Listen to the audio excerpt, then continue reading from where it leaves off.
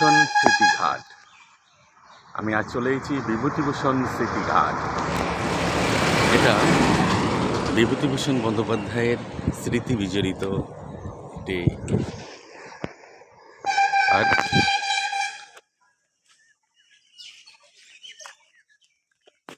ওখানে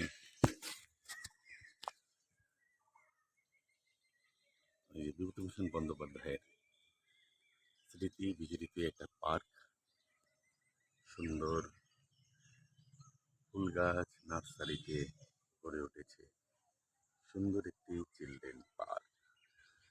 দারুণ পরিবেশ। এটা চিলড্রেন পার্ক, বিভূতিভূষণ বন্দ্যোপাধ্যায়ের স্মৃতি বিজড়িত এই পার্কে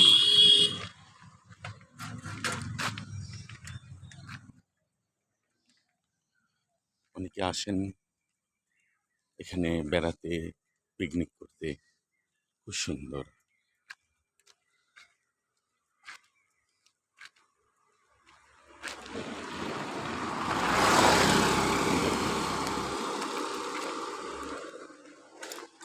এটা হলো ঝুলন্ত ব্রিজ।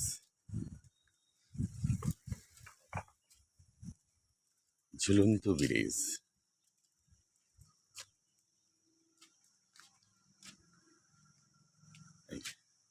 সাবধান। ঝুলন্ত সেতু কেবলমাত্র পথচারীদের জন্য, ভ্যান, টোটো, রিক্সা চলাচল সম্পূর্ণরূপে নিষিদ্ধ।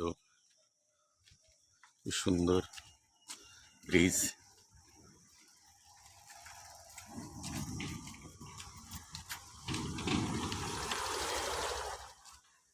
বিভূতি স্মৃতিঘাট এটা।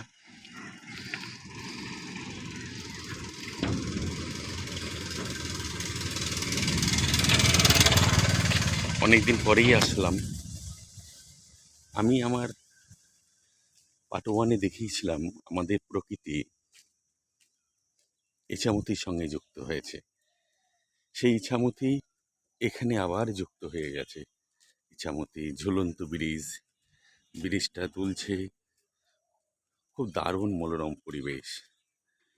হাই বন্ধুরা, ভিডিওটি ভালো লাগলে অবশ্যই লাইক শেয়ার করবেন।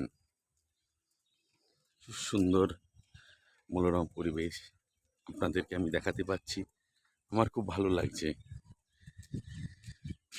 এই যে ইছামতি, ওই যে বিভূতিভূষণ বন্দ্যোপাধ্যায়ের স্মৃতিঘাট, খুব ভালো দারুণ পরিবেশ। এই ব্রিজটা ঝুলন্ত ব্রিজ। ব্রিজটা শুধু একটা তারেই ঝুলে আছে। খুব সুন্দর।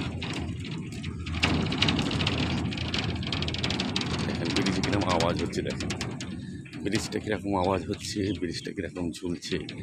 খুব সুন্দর মনোরম পরিবেশ। এই ভিডিওটা একটু বড় হচ্ছে, এই ভিডিওটা একটু বড় হবে, প্লিজ সবাই একটুখানি দেখবেন, ভালো লাগবে।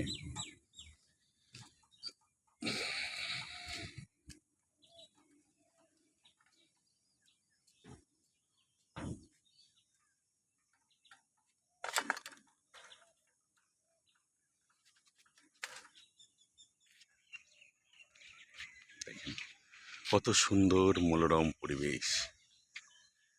অমর কথা সাহিত্যিক বিভূতিভূষণ বন্দ্যোপাধ্যায়ের কত স্মৃতি বিজড়িত আমাদের এই বনগাঁ গোপালনগর।